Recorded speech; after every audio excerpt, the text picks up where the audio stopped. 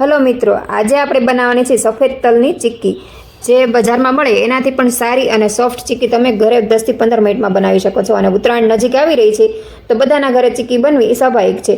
તો ચાલો આપણે કેવી રીતે બનાવી એ જોઈ લેવા. અને મેં જે રેસીપી બતાવું છું એના જેવી રેસીપી તમને કોઈ નહીં બતાવે. આપણે એકદમ ઇઝી રેસીપીથી તલ ચીક્કી બનાવવાની છે. સૌથી પહેલાં તો આપણે વ્હાઇટ તલ લઈ લેવાના છે. તમારે બ્લેક તલ લેવા હોય તો બ્લેક પણ લઈ શકો છો. મેં અહીંયા વ્હાઇટ તલ લીધા છે અને 250 ગ્રામ તલ લીધા છે. હવે આપણે ગેસની ફ્લેમ શરૂ કરી દઈશું. ગેસની ફ્લેમ શરૂ કરીને આપણે ધીમી આંચ રાખવાની છે અને એની ઉપર આપણે ધીમા ગેસે તલ શેકી લેવાના છે. અને આપણે તલને સાફ કરીને પહેલેથી જ રાખી દીધા છે મેં ડબ્બામાં ભરીને. તમારે સાફ કરે ન હોય તો પહેલાં સાફ કરી લેવાના. નતર છે ને વ્હાઇટ કલરની ઝીણી કાંકરી આવે છે એ તમને ખાવામાં આવશે તો ખાવાની મજા નહીં આવે. આજે તમે જોઈ શકો છો હું તલ ધીમા ગેસે શેકું છું. તમારા તલ છે ને તળ ફૂટવા લાગે ને ત્યાં સુધી આપણે શેકવાના છે. એકદમ બ્રાઉન નથી કરવાના, થોડાક નોર્મલ બ્રાઉન થાય ત્યાં સુધી આપણે શેકવાના છે, જેનાથી આપણે કાચો ટેસ્ટ આવે એ ન આવે. જેને તમે શેકી લેશો ને તલ એટલે તમારી ચીક્કી ખાવાની બહુ જ મજા આવશે ને એકદમ ટેસ્ટી બનશે ને એકદમ સોફ્ટ બનશે. તો આ રીતે આપણે તલને શેકી લેવાના છે. તો તલ આપણા હવે શેકાઈ ગયા છે સરસ, તમે જોઈ શકો છો તલ મસ્ત શેકાઈ ગયા છે. તો હવે આને આપણે એક વાસણમાં કાઢી લઈશું. તો શેકેલા તલને આપણે એક થાળીમાં કાઢી લઈશું. તો અહીંયા મેં શેકેલા તલ થાળીમાં કાઢી લીધા છે અને હવે આપણે પેનને સાફ કરીને એ જ પેન ફરીથી યુઝ કરવાની છે. તો પેનને મેં પહેલાં સાફ કરી લીધી છે ને હવે એમાં આપણે 2 થી 3 ચમચી જેટલું ઘી એડ કરવાનું છે.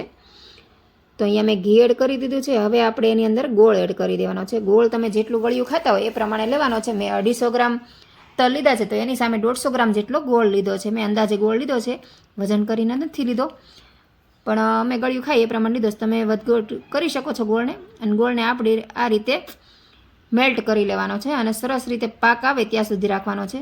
અને નોર્મલ પાક આવી જાય એટલે આપણે એમાં સોડા નાખી દેવાનો છે, મતલબ 2 ચપટી જેટલો.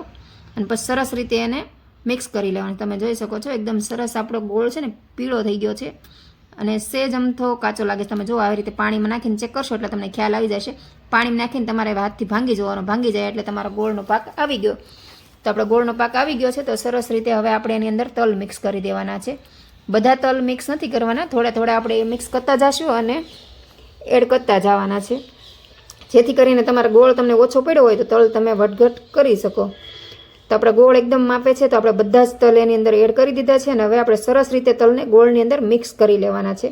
તો આ રીતે આપણે ગોળની અંદર સરસ તલને મિક્સ કરી લીધા છે. તો હવે આપણે એને નીચે ઉતારી લઈશું અને ફટાફટ આપણે એને ગરમ મેં અહીંયા ખાખરા લાવી હતી, એ ખાખરાની કોથળી લીધી, એને મેં ધોઈને સાફ કરીને લઈ લીધી છે અને અંદર થોડું ઘી લગાડી દીધું છે. તમે કોઈ પણ સાફ કોથળી લઈ શકો છો. અને એની અંદર આપણે આ રીતે જે તલની ચીક્કી બનાવેલ છે એને આની અંદર એડ કરી દેવાની છે. બધું જ જે આપણે તલ ગોળ ભેગા કર્યા છે એને આની અંદર મિક્સ નાખી દઈશું. અને હવે છે ને આપણે આની અંદર સરસ રીતે થોડુંક પ્રેસ કરી લેવાનું છે હાથની મદદથી.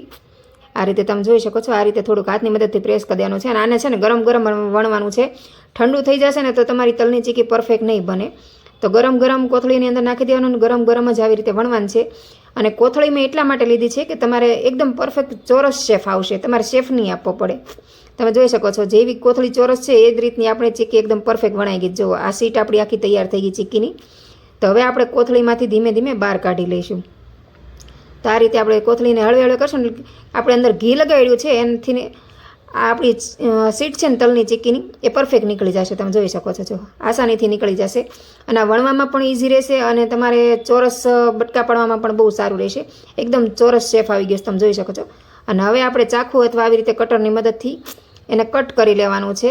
તમને જેવો આકાર ગમે એવો આકાર કરી દેવાનો છે. તો જુઓ તમે એકદમ પરફેક્ટ પટ્ટી બની ગઈ. જુઓ તમે આ રીતની તમારી પટ્ટી તૈયાર થઈ જાય. અને હજી ચીક્કી થોડી ગરમ છે, થોડી ઠંડી થઈ જાય એટલે છે ને કટ કરવામાં થોડુંક કેવડાવે છે. તો આપણી ચીક્કી ગરમ હોય ત્યાં જ કટ કરી લેવાની, ખાસ ધ્યાન રાખવાનું છે.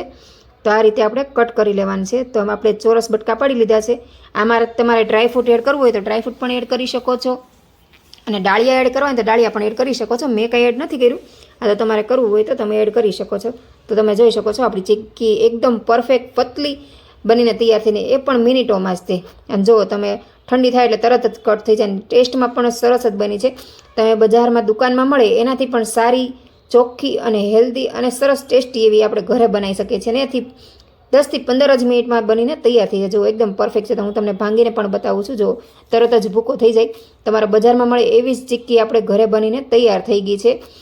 બજારમાં જે ચીક્કી મળે ને એમાં સોડા નાખે છે એટલે તરત જ કટ થઈ જાય. તો આપણે પણ તમે જ્યારે પણ બનાવો ત્યારે સોડા અંદર નાખી દેવાનો અને પછી આવી રીતે એક પ્લાસ્ટિકનો અથવા સ્ટીલનો ડબ્બો લઈને એની અંદર ભરી દેવાની છે. તો ચીકી આપણી તૈયાર છે. તમને મારો વિડીયો પસંદ આવ્યો તો સબસ્ક્રાઇબ કરી દેજો અને આવી રેસીપી જોવા માટે નોટિફિકેશન બેલ ઓન કરી દેજો જેથી કરીને તમને નવી રેસીપીની નોટિફિકેશન મળતી રહે.